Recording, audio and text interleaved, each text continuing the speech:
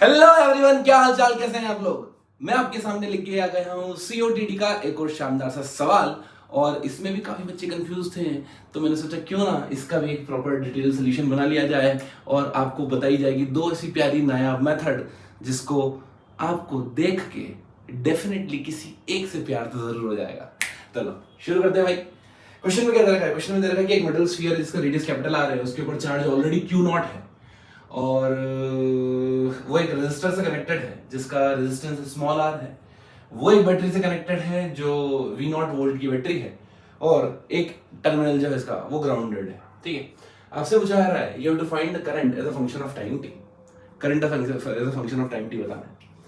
अब देखो, सबसे पहले तो ये कि करंट निकालना है, इसका मतलब सर्किट बनना चाहिए। अनटिल अनलेस मैं कंप्लीट सर्किट नहीं बनाऊंगा ये करंट नहीं निकाल पाऊंगा। ठीक है, करंट क्लोज लूप में फ्लो कराता है। क्या करें, इधर देखो, इसका मतलब ये दिया हुआ क्या है, क्लोज सर्किट ही।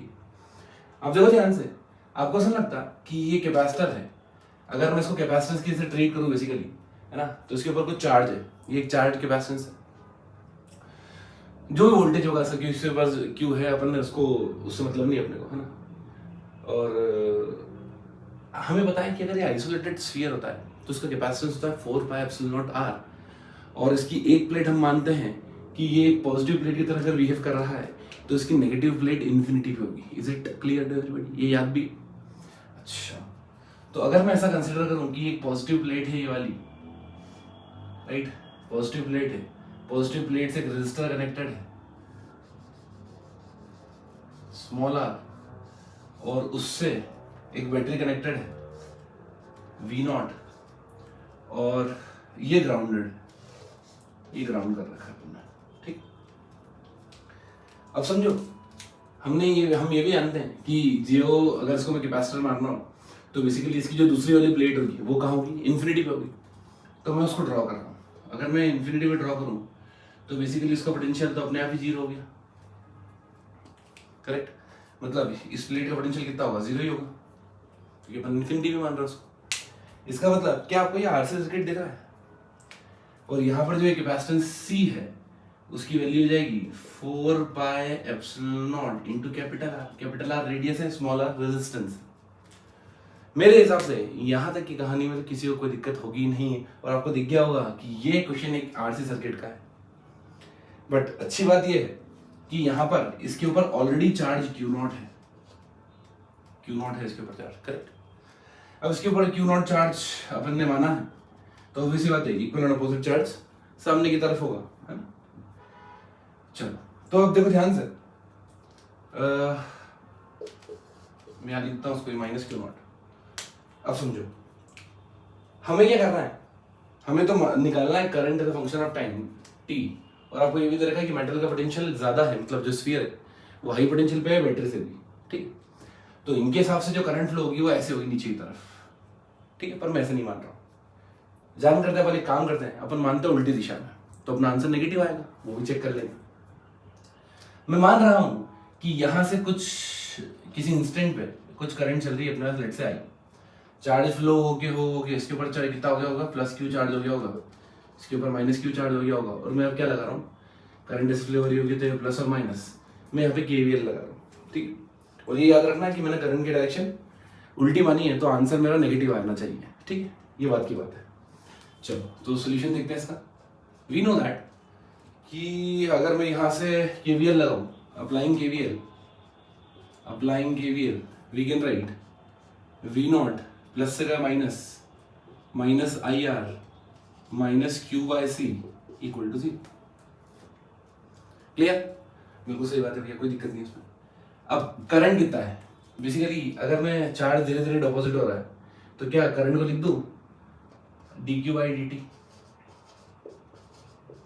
तो मैं इसको यहाँ सब्स्टिट्यूट कर रहा हूँ, ये हो जाएगा हमारे पास V naught minus D Q by D T into small R minus Q by C equal to 0। इसको इधर ले जाओ, उसको इधर ले जाओ, ये हो जाएगा V minus C V naught minus Q equal to R C D Q, और उसको कर दो डी टी। ठीक, मैं इसको इधर ले गया तो ये कितना जाएगा, V naught minus Q by C, LCM ले लिया तो C V naught minus Q upon C, C इधर चला गया, D Q by D T, D Q इधर रखा और एक्चुअली में मुझे डी क्यू इधर ले जाना चाहिए, ये हो जाएगा D T upon R C equals to D Q upon C V naught minus Q.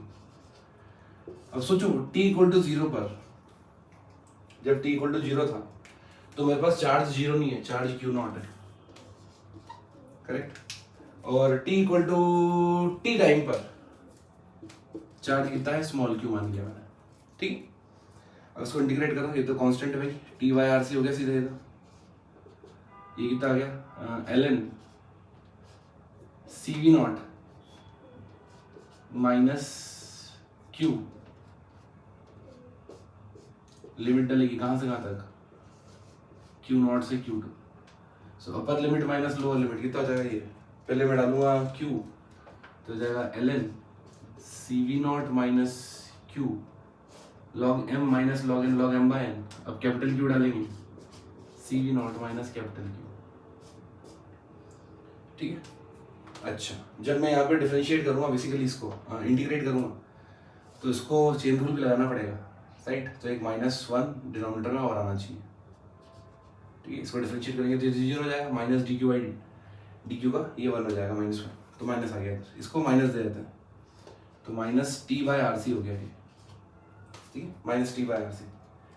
अब एंटी लॉग ले लो तो हो जाएगा मेरे पास C naught minus Q E to the power C V naught minus Q naught, Q naught, हाँ Q naught, ये क्यू नॉट है, E to the power minus T upon R C that is equals to C V naught minus Q.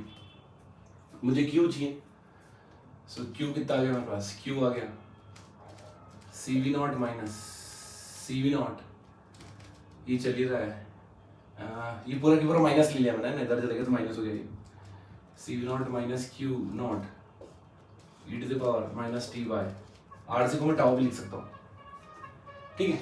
अब देखो मुझे चाहिए क्या था, मुझे चाहिए तो करंट था, तो करंट क्या होता है, D Q by D T, इसको डिफरेंशिएट करेंगे तो ये तो हो गया 0 माइनस इसका differentiation E to the power minus X है, E to the power minus X, ये हो जाएगा मेरे पास -1 बाई टाउ, तो माइनस माइनस 1 बाई टाउ हो गया, करेक्ट, माइनस माइनस प्लस बन गया, C V naught minus Q naught E to the power minus T by tau as it is, ठीक है। टाउ की जगह आर से पुट कर दो और डिवाइड कर दो, तो हो जाएगा मेरे पास V naught upon R C, C से सी कट गया, Q naught upon R C, और ब्रैकेट में चल ही रहा है मेरे पास माइनस टी बाई टाउ, ये मेरे पास करंट आ गई, करेक्ट। अब ये बात भी क्लियर है मुझे कि जो भी करंट की डायरेक्शन आएगी ये उल्टी आएगी, है ना, तो माइनस का मल्टीप्लाई करना पड़ेगा आखिरी में। अपन इसको वेरीफाई करते हैं दूसरी मेथड से, क्या मेरे पास कोई दूसरी मेथड भी है, हाँ हाँ बिल्कुल। क्या हम दूसरी मेथड से ज़्यादा अच्छे सीख पाते हैं, डिपेंड करता है आपकी सोच पर। अब देखिए ध्यान से, क्या ये एक आरसी सर्किट है, और आरसी सर्किट को सॉल्व करने के लिए मैंने आपको एक स्टैंडर्ड मेथड बता रखी है कि आप कुछ मत करो, आप तो सिर्फ आई को ऐसे लिखो, some constant A E to the power minus T by tau plus B, method 2, या समझो यही करना होता है ना अपने, बताओ बस। अब बाउंड्री कंडीशंस लगानी है अपने को, बाउंड्री कंडीशंस लगाते हैं। देखो ध्यान से, बाउंड्री कंडीशन लगाऊं, अगर मैं इन्फिनिटी पहुंच जाऊं स्टेडी स्टेट पे, जब ये स्टेडी स्टेट हो जाएगा तो करंट कितनी रहेगी, 0, मतलब है T equal to infinity, current will be 0। अगर ये इन्फिनिटी डाला, करंट 0 हो गया, तो बी की वैल्यू तो 0 होगी, काम खत्म, ये तो बढ़ गया। अब देखते हैं टी इक्वल टू 0 पे, at T equal to 0 current की क्या वैल्यू आती है, सोच। टी इक्वल टू 0 पे सीन क्या है, टी इक्वल टू 0 पे हमें लेना है ये जो बॉडी है ना, इसका पोटेंशियल अगर मैं v मान लूँ इसका पोटेंशियल, और इसका 0 है, इसका 0 है, तो इसका 0 तो इसका v नॉट, इसका v नॉट, इसका v, तो करंट ऐसा फ्लो होगा क्या, I into R equal to v minus V naught, है ना, v माइनस वी नॉट, बिल्कुल सही बात है, कोई दिक्कत नहीं है इसमें तो। चलो तो v को अपन ऐसे भी लिख सकते हैं q नॉट अपॉन c, तो ये जाएगा q naught upon c minus V naught is the potential of the battery, और डिवाइडेड बाय r करूंगा तो मेरे पास करंट आ जाएगा, this is the current at time t equal to 0। तो यहाँ पे सबको सब्स्टिट्यूट करते हैं। जब t इक्वल टू 0 आ गया तो करंट की वैल्यू कितनी आ गई मेरे पास, q माइनस वी नॉट, ये आ गया मेरे पास, तो a की वैल्यू हो गई है। ठीक, बिल्कुल सही बात। तो करंट की जो भी वैल्यू आई वो क्या होगा, ये 0 पुट कर देंगे तो a की वैल्यू आ जाएगी। अब इसको सब्स्टिट्यूट करके देखते हैं। क्या I equal to Q naught by R C minus V naught by R, ये तो a आ गया, e to the power minus T by tau plus b तो 0 है। देखो क्या ये वाला answer V naught by R minus Q by R C E to the power minus T by tau बिल्कुल सही साइड आ रहा है। और हमने बोला ही था कि ये वाला जो आंसर है इसमें माइनस आएगा, क्योंकि मैंने करंट की डायरेक्शन है वो ऐसी ली है, रियलिटी में वो ऐसी है कि क्वेश्चन में दे रखा है कि स्फीयर का पोटेंशियल ज्यादा है बैटरी के पोटेंशियल से। तो आप देखो, आप चाहो तो इस पूरी बड़ी मेथड्स को यूज कर सकते हो, और आप चाहो कॉमन सेंस लगाओ तो मात्र 3 लाइनों में इस सवाल को कर सकते हो।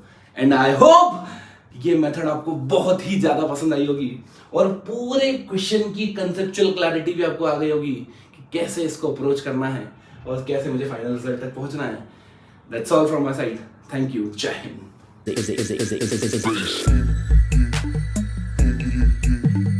Physics.